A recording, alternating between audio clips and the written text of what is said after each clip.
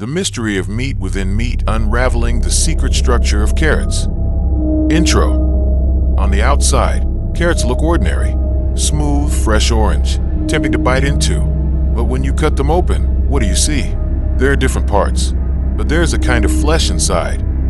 There's a hard core in the middle that has a slightly different color, a different texture, and when we pull it, it looks like a long, hard root. What do we wonder? Is this a secret we have never realized? Today, we will dissect carrots, from the visible to the naked eye, to what can only be seen under a microscope. Get ready, because our journey this time will reveal surprising facts about vegetables that we have always taken for granted. As usual, while we discuss the meat inside the carrot, we can observe what is under the microscope, and we can see that there are winding line patterns like a river flow. Chapter 1. When the carrot split in half. Take a closer look. When you cut a carrot open, the first thing you notice is the center. It's a firmer, denser structure and slightly paler or yellowish in color than the surrounding flesh. In botany, this thick, edible outer layer is called the cortex. Its unique function is to act as a giant storage cellar. Carrots are actually taproots. The root's original function is to absorb water and minerals. Carrots modify their roots to store food reserves. The carrot's leaves are busy photosynthesizing, producing sugar, which is then transported downward to the roots. These roots then swell as they are constantly filled with sugar and nutrients. So what about the center? That hard center is called the stele, or central cylinder. This is the original well of the carrot root. It doesn't swell or fill with food. It retains its original function as a transport pathway. Now, because the cortex swells while the stele remains its original size, the flesh within flesh phenomenon we see occurs. The cortex thickens, surrounding the stele, which remains hard in the center.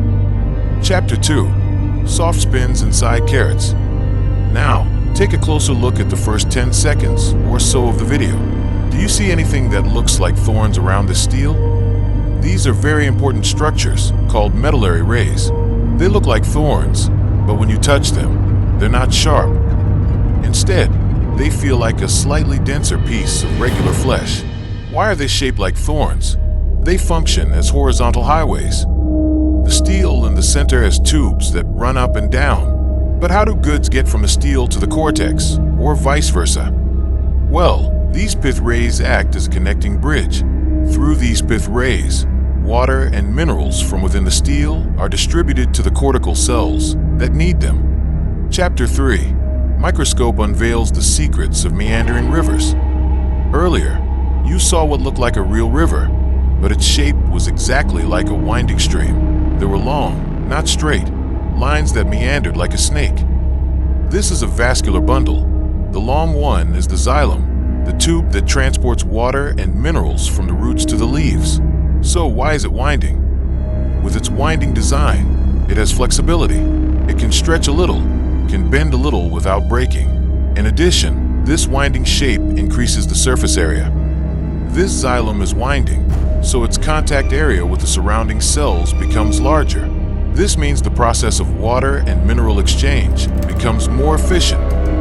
Chapter 4. Confusing brown spots.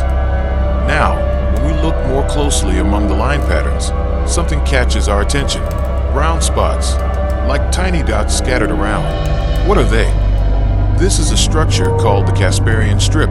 So, between the cortex and the stele is a separating layer called the endodermis.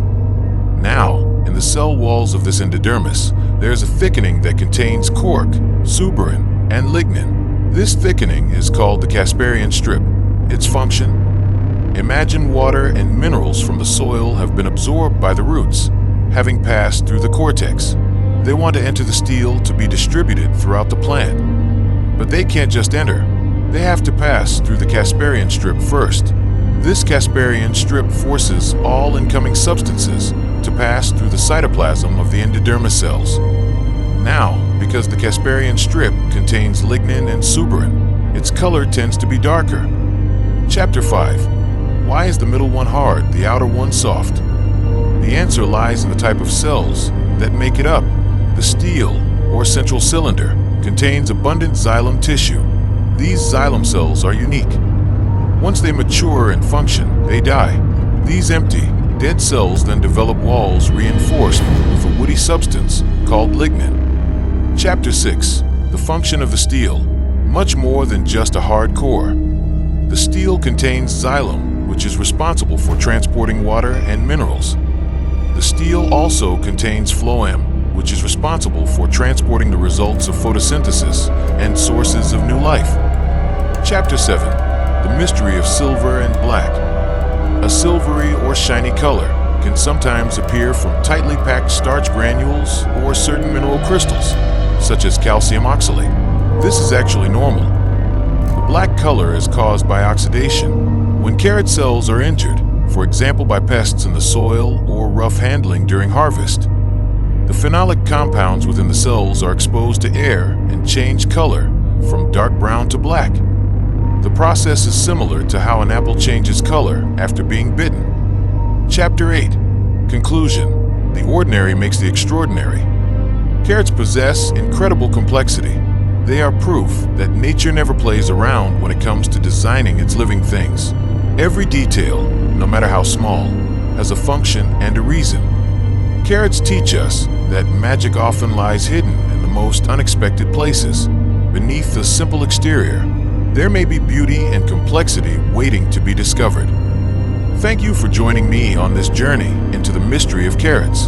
Don't forget to like, subscribe, and share this video with your friends.